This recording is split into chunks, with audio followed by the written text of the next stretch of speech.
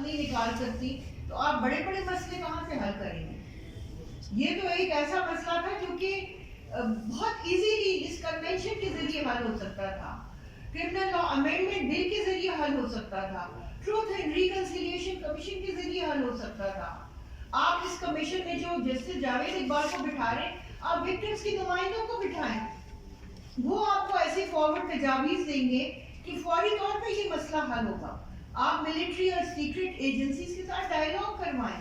اگر open door نہیں کروا سکتے آپ کلوز ڈور ڈائیلاگ کروائیں.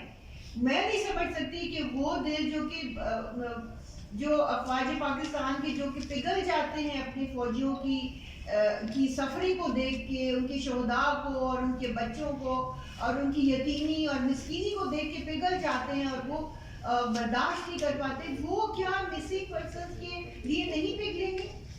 کیا وہ اس بوڑھے باپ کے لیے نہیں پگھلیں گے جو کہ مزدور ہے، ریڑھی چلاتا ہے اور جس کا جوان بیٹا 27 سال کا، اس کی ڈیڈ باڈی 10 دسمبر کو انسانی حقوق کے عالمی دن کو دی گئی؟ کیا ان کا دل نہیں پگھلے گا جو یہ کہ یہاں پر یہ ایک اور باپ بیٹھا ہوا ہے غلام محمد، جس کا 17 سال کا بیٹے کی بھی ڈیڈ باڈی 10 دسمبر کو دی گئی ہے اور ان کی بلٹس لگی ہوئی ہیں، ان کو ایک کے سر میں بلٹس ہیں، ایک کے سینے میں بلٹس ہیں. اس کو اس قدر مظلومانہ طریقے سے شہید کیا گیا اور ایک بچہ اس میں لوڈر تھا اور ایک بچہ اپنے باپ کے ساتھ ریڈی چلا تھا. ان کا کیا پروفائل تھا؟ ان کے کیا، سوائے اس کے کہ پاکستان کے شہری تھے، سوائے اس کے کہ یہ ایک عزت کی زندگی گزارنا چاہتے تھے، اپنی روٹی روزی کما رہے تھے، محنت مزدوری کر رہے تھے. ایک کو گھروں سے اٹھایا گیا، ایک کو منڈی سے اٹھایا گیا، ایک کو گھر والوں کے سامنے اٹھایا گیا اور ان کو اس طرح سے لاشیں دی گئی میرن شاہ قلعے میں بلا. اور میرن شاہ قلعے میں یہ کہا گیا کہ یہ انکاؤنٹر میں دونوں شہید ہوئے. اس کے بعد انہیں کوئی فیسیلیٹیشن نہیں. ان غریبوں نے کس طرح سے قرضے لے کے ایمبولینس کو اور ارینج کر کے اور کس طرح سے ان کو لا کر آئے اور کفن دفن کیا ہے. اور ابھی ان کے دل بالکل پھٹ رہے ہیں کیونکہ ان کے زخم ابھی 10 دن پہلے ان کو ساتھ ہی اتنا بڑا اور ناک واقعہ پیش آیا ہے. تو میں تو سمجھ سے باہر ہے کہ یہ کیوں اس طرح سے کیا جا رہا ہے، کیوں، کہاں، کس طرف دھکیلا جا رہا ہے پاکستان کی عوام. بلوچستان سے یہی آواز آتی ہے، کے پی کے سے یہی آواز آتی ہے. اب کے پی کے میں سب سے 70% لوگ جو پاکستان کے وہ جبری گمشدہ کے پی کے سے ہوئے ہیں. آپ اس کا صدر باب کریں جو حالات پاکستان میں بن رہے ہیں. کل بنو میں جو کچھ ہو رہا ہے، لکی مروت کے تھانے میں جو جس طرح بےایمانہ طریقے سے آپ کے سیکیورٹی کے اداروں کو نشانہ بنایا جا رہا ہے، تو کدھر ہے گورنمنٹ؟ چاہے وہ صوبائی گورنمنٹ ہو، چاہے وہ فیڈرل گورنمنٹ ہو. ہمیں تو لگ رہا ہے کہ یہ سارے جتنے بھی لیڈران ہیں یہ آپس میں لڑ رہے ہیں اور مر رہے ہیں، ایک دوسرے کے پیچھے حکومت کے لیے پاگل ہو رہے ہیں. اینڈ دے ڈیم کیئر کہ عوام کہاں جا کے مرتی ہے، ان پہ کتنے ظلم ہوتے ہیں، انہیں کون اٹھاتا ہے، انہیں کون لاشیں پھینکتا ہے، کس کس صوبے سے لاشیں آتی ہیں، کس کس شہر سے لاشیں آتی ہے، کس باپ کا دل چھلنی ہوتا ہے، کس ماں کا دل ٹوٹتا ہے، کس بیوی کے ساتھ کیا زیادتی ہوتی ہے. انہیں کوئی پرواہ نہیں ہے، انہیں کوئی پرواہ نہیں ہے. تو اس طرح تو یہ تو پھر ہم یہی بات ہو گئی کہ ہم اللہ کا، اب اس بوڑھے باپ سے میں نے کہا کہ آپ دھام عدالت میں آپ کا کیس چلائیں گے. تو انہوں نے کہا کہ مجھے عدالتوں سے کوئی امید نہیں ہے، میں اپنا مقدمہ اللہ کے اوپر چھوڑتا ہوں، یہ مجھے اور تنگ کریں گے، مجھے آ کے اور بار بار مجھے تنگ کریں گے. اس بھائی نے بھی یہی کہا کہ ہم میں اتنی استعداد نہیں ہے، میں مزدور ہوں، میں تو بیچا اور وہ لے کے نکلتا ہوں، اپنا وہ کرتا ہوں کام مزدوری کا. تو میں اپنے بچوں کو 9 بچے ہیں میرے، میں ان کا بھی کھانا کھلاتا ہوں، اپنے باپ کی بھی فکر کرتا ہوں. تو یہ مسائل ہیں جو کہ بہت زیادہ پیچیدہ سنجیدہ ہیں. ہم لوگوں نے انٹرنیشنل سٹینڈرڈز کے اوپر سارا ڈیٹا اکٹھا کیا ہے انتہائی ارکریزی سے، اور اس میں جو بھی ہمیں ایسے لگتے ہیں کہ یہ شاید جبری گمشدگی کے کیس نہیں ہیں، وہ پھر ہم پولیس کے حوالے کرتے ہیں، وہ اوپر ان کو ہائی لائٹ نہیں کرتے.